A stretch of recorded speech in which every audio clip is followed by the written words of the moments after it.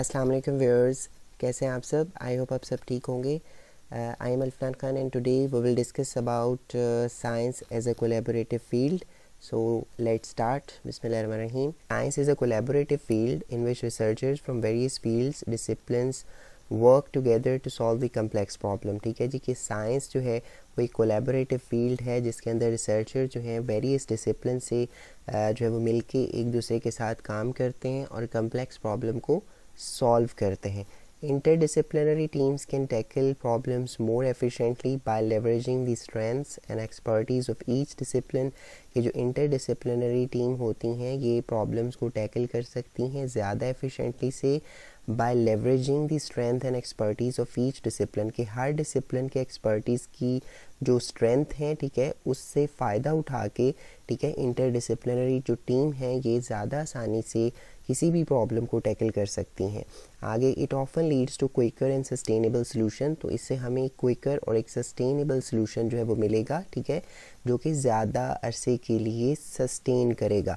Let's discuss a few examples of interdisciplinary collaboration in science. तो आगे हम देखते हैं कुछ ऐसी एग्जांपल्स जो कि इंटरडिसिप्लिनरी कोलैबोरेशन को शो करती हैं.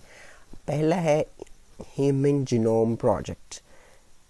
Human genome project aimed to sequence and map the entire human genome. ठीक है, कि ये जो ह्यूमन जीनोम प्रोजेक्ट है इसका मेन मकसद ये था कि ह्यूमन जीनोम को जो है वो सीक्वेंस करना है और मैप करना है, ठीक है, इंटायर को.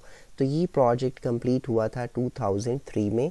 It involve researchers from various disciplines. ठीक है, इसमें रिसर्चर्स इन्वॉल्व थे जो कि वेरियस डिसिप्लिन्स के साथ बिलोंग करते थे.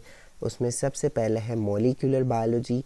ठीक है, अगर मॉलिक्यूलर बायोलॉजी में देखा जाए तो मॉलिक्यूलर बायोलॉजी क्योंकि डीएनए सीक्वेंसिंग के हवाले से बहुत ज़्यादा इम्पॉर्टेंट है, ठीक है, जिसमें सेंजर सीक्वेंसिंग भी, ठीक है, और उसके साथ साथ जेनेटिक्स की बात करें तो जेनेटिक्स में आपको भी पता है, ठीक है, इसमें ज़्यादातर जो है वो जीन्स के बारे में जो है वो देखा जाता है.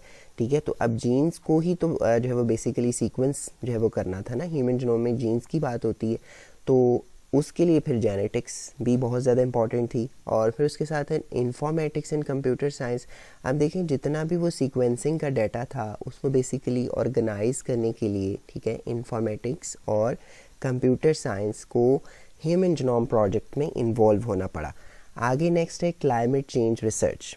क्लाइमेट चेंज जो है बेसिकली इसको भी रिक्वायर्ड है collaboration among many disciplines such as. पहला है एटमॉस्फेरिक साइंस. एटमॉस्फेरिक साइंस की बात करें तो एटमॉस्फेरिक साइंस बेसिकली ये चेक करती है कि how atmosphere interact with climate. ठीक है, कि वो हमारा एटमॉस्फेयर जो है वो क्लाइमेट के साथ किस तरीके से इंटरेक्ट करता है.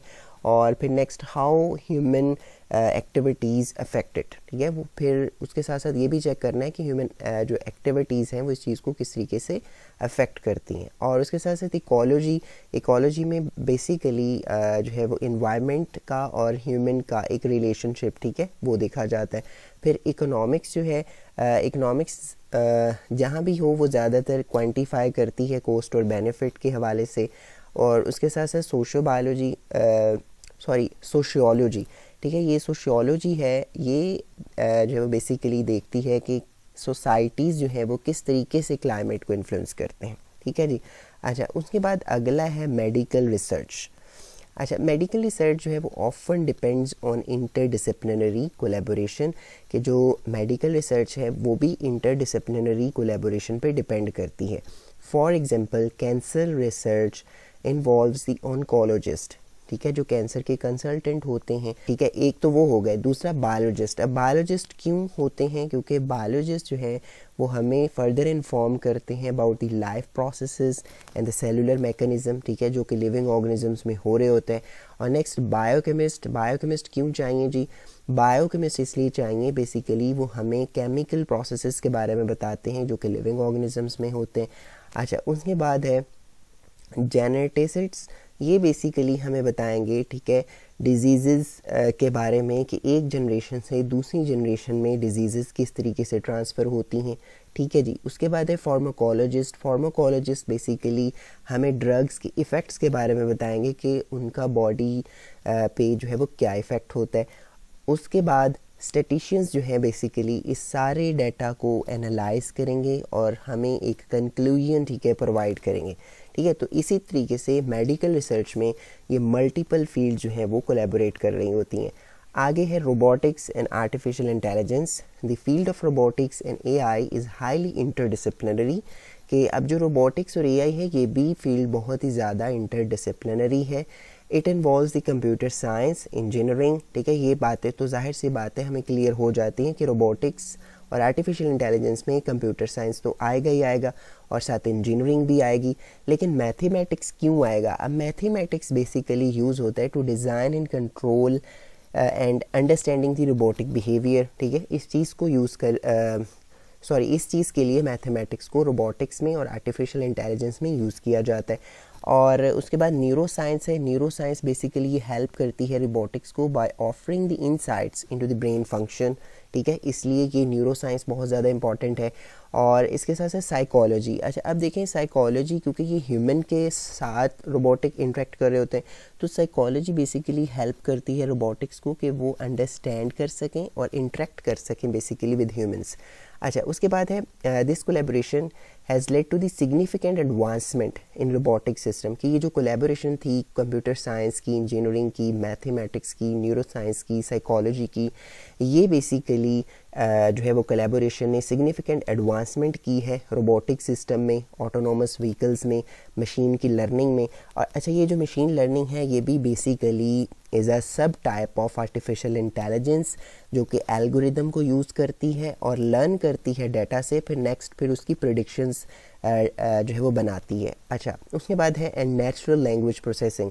ये जो नेचुरल लैंग्वेज प्रोसेसिंग है ये भी आर्टिफिशियल इंटेलिजेंस की ही एक फर्दर जो है वो क्लासिफिकेशन है जो इनेबल करती है कंप्यूटर को कि वो अंडरस्टैंड कर सकें, इंटरप्रेट कर सकें एंड जनरेट कर सकें ह्यूमन लैंग्वेजेस को। ठीक है जी। अच्छा, उसके बाद लास्ट आता है space exploration. The organisations like NASA and the International Space Stations involve scientist from various fields, जिसमें astrophysics, planetary science, engineering, biology and medicine. अच्छा, इसमें अगर बात करें एस्ट्रोफिज़िक्स की, तो astrophysics basically provides the fundamental understanding of the universe from its origin and structure to its behaviour. ठीक है, कि वो बेसिकली ये सारे जो है वो प्रोसेस ये एस्ट्रोफिज़िक्स के थ्रू जो है वो देखा जाता है। नेक्स्ट है प्लेटनरी साइंस। अब ये जो प्लेटनरी साइंस है ये बेसिकली डील करती है with evolution and the formation of planets. ठीक है, उसके बाद ये बाकी सारी फील्ड जो है वो मिलके क्या करती हैं, enable the scientist to investigates the cosmos. तो ये सारी कोलैबोरेशन साइंटिस्ट को इनेबल करती हैं कि वो इन्वेस्टिगेट कर सकें कॉस्मोस बेसिकली यूनिवर्स को। सो आई होप यहाँ तक आज के लिए काफ़ी है। नेक्स्ट हम इंशाल्लाह अगले लेक्चर में साइंटिफिक मेथड को डिस्कस करेंगे। So I hope you get the idea. Thank you so much for watching. अल्लाह हाफिज़।